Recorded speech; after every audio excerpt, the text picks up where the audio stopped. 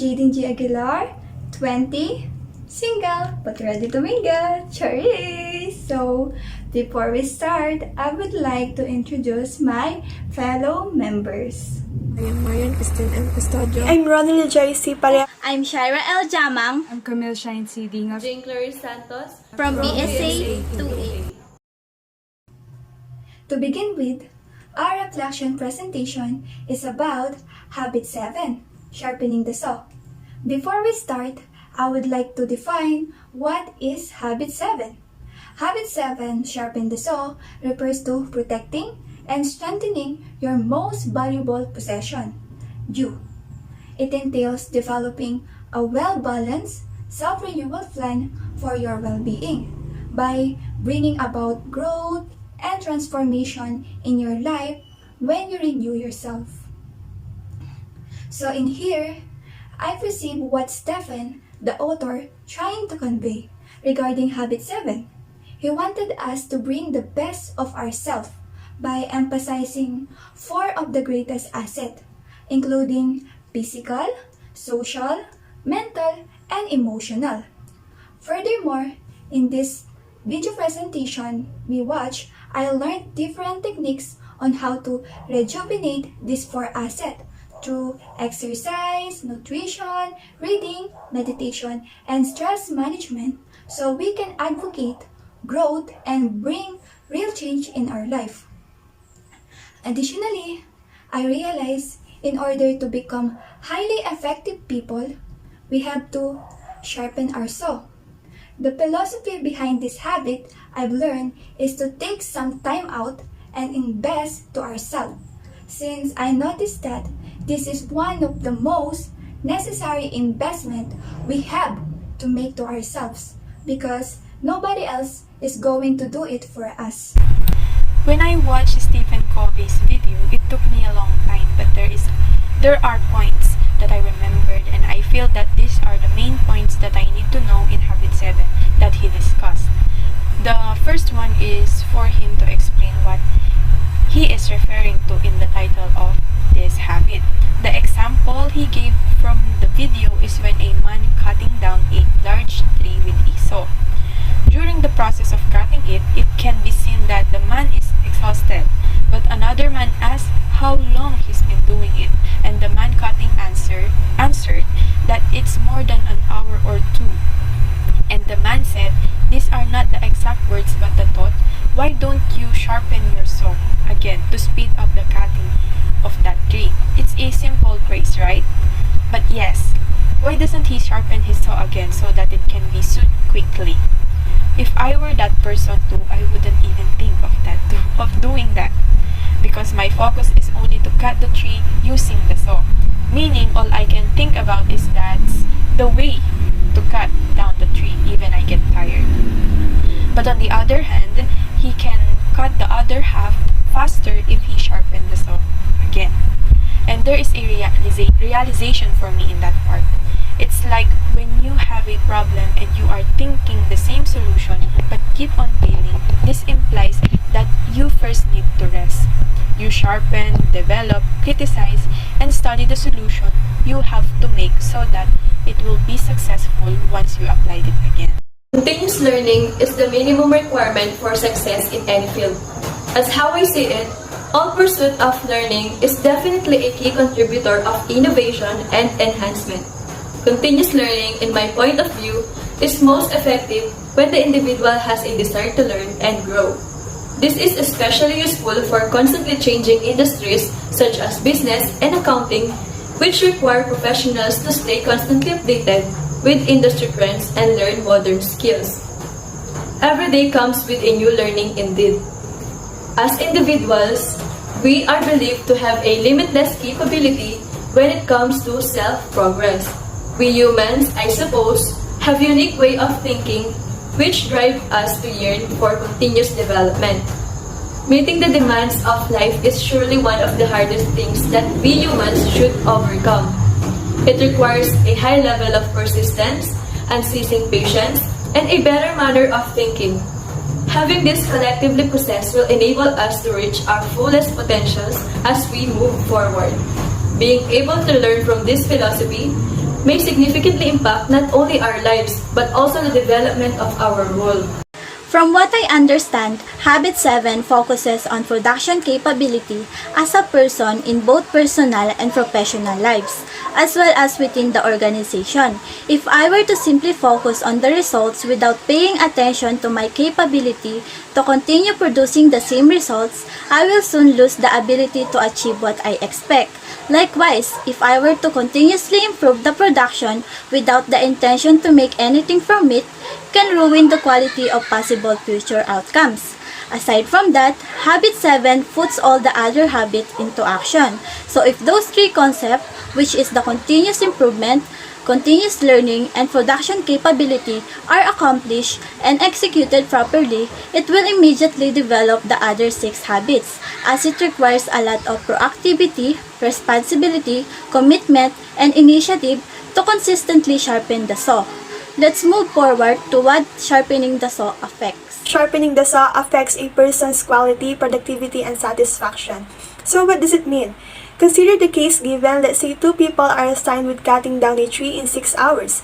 Person 2 sharpens his axe before starting to chop down the tree, whereas person 1 starts chopping down the tree without first sharpening the axe. After 6 hours, person 1 was still unable to do the task. Person 2, on the other hand, finishes the job earlier than expected. The main cause of this is that he was able to quickly break the tree since his axe was sharpened. It clearly demonstrates the significance of sharpening the saw rather than going without one, because chopping down a tree takes more time and requires more energy if your axe isn't sharpened. In the example given, we can see how not sharpening our saw affects our lives in a variety of ways. It has an impact on the quality of the work we are doing because we are not completely prepared to pay attention to details. Because it affects our quality, it also affects our productivity. We will unable to complete the task that we need to complete, which will lead to our satisfaction. We were unable to complete our task and you will be disappointed in what you are doing. Habit 7 teaches us to stop and sharpen our saw, which is similar to self-care and self-renewal. In order to improve our quality, productivity, and satisfaction, we must redeem ourselves. Sharpening the saw entails taking care of oneself and investing in one's development in order to continue improving and growing. Furthermore, sharpening the saw allows us to be more productive because we can spend time discovering the tools, tricks needed to solve a problem rather than doing it spontaneously. As a result, it will have a positive impact on our quality, productivity, and satisfaction, much like a domino effect. Having a balanced program for self-renewal in the 4 areas of your life, which are the physical, emotional or social, mental, and spiritual. As you renew yourself in each of the 4 areas, you create growth and change in your life. Sharpen the saw keeps you fresh so you can continue to practice the other 6 habits. You increase your capacity, produce and handle the challenges around you.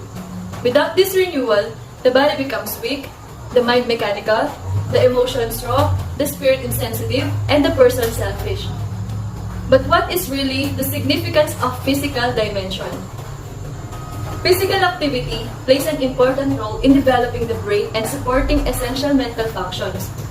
And exercise leads to improved motor skills, better thinking and problem solving, and stronger attention skills, also improved learning.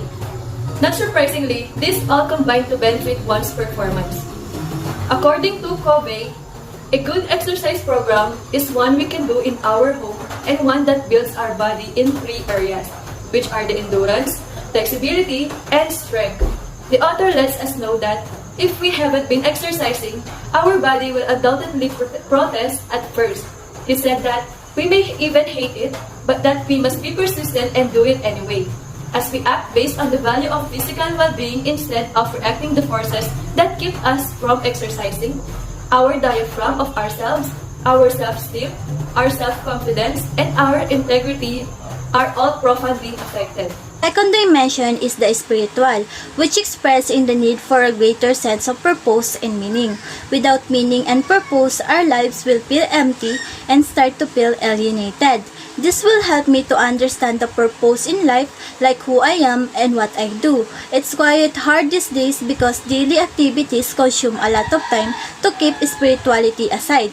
But keeping myself spiritually healthy is equally important as keeping myself physically active.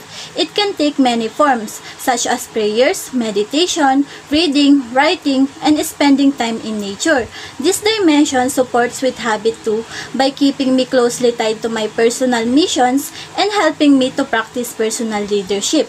One of the most essential dimension I learned is mind or mental, which is wellness is not all about physical or spiritual well-being. We should also concentrate on mental wellness so that we can sharpen our brain more effectively. To enlighten it, the mental dimension can be improved straightforwardly by involving ourselves in reading. The best way is to read books that are above our comprehension so that we can grasp a new concept every time we read a book. Another best way to enhance our mental dimension is to listen to stimulating podcasts, taking an online course, joining to a discussion group, or visiting a museum, or watching a documentary. The fourth dimension that we are going to discuss is the social emotional dimension. We did separate the social and emotional dimension to explain it further, but these are connected with each other. So first, let us talk about the social. So social dimension is all about developing deep social connections with other people. Numerous studies demonstrate how beneficial socialization is at reducing stress. It gives you a way to discover new concepts and communicate your ideas. Moreover, positivity in interactions with others is made simple by enhancing the social dimension, in addition to giving you a place to exercise empathy and good listening. Nurturing your emotional wellspring is important, as Stephen Covey said, because everything you do in life is affected by the way you raise, mold, and discipline your character. Consider the emotional bank account from Habit 4. And how does it work? What influence a deposit or withdrawal for this account is decided by the receiver, which is you. We know ourselves more than others. If we take time to care for ourselves and do things that personally enrich or empower us, we will deposit it. And when it shows the opposite, we will withdraw it. And by the time that our account is full or being filled, we are now more capable of filling others' account. So before we proceed to the conclusion, just remember some of the key takeaways that we will share with you. Working on myself helps me in freeing myself from mental prison and developing all the necessary skills so that I can focus on the success instead of worrying about failure. Also, a considered takeaway from this topic is that reading books alongside participating in a course that relates to our workloads or tasks may increase or boost our acquisition of knowledge. Sharpen the saw means self-care and self-renewal. Renewal is the principle in the process that empower us to move on an upward spiral of growth and change. Habit 7 is socializing and creating meaningful connections, mentally refresh me and sharpen my mental capabilities. In conclusion, our group now deeply understand Habit 7, the principle and process of renewal that comprise all the previous 6 habits in a highly synergistic way on a never-ending journey toward effectiveness. From this, we can conclude that a proactive organization, Habit 1, with an end-state vision, Habit 2, and a focus on what important, Habit 3, can aim for win-win, Habit 4, by seeking to understand, Habit 5, and synergizing, Habit 6, are all connected to Habit 7. That's all po for our reflection presentation. However, we prepared a bonus music video about Habit 7. Please do enjoy po watching it. Ma'am, salamat po.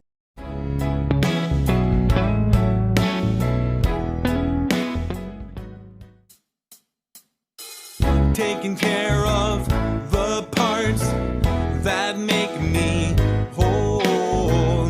Physical, spiritual, mental, emotional. Sharpen the saw, relax, review. I saw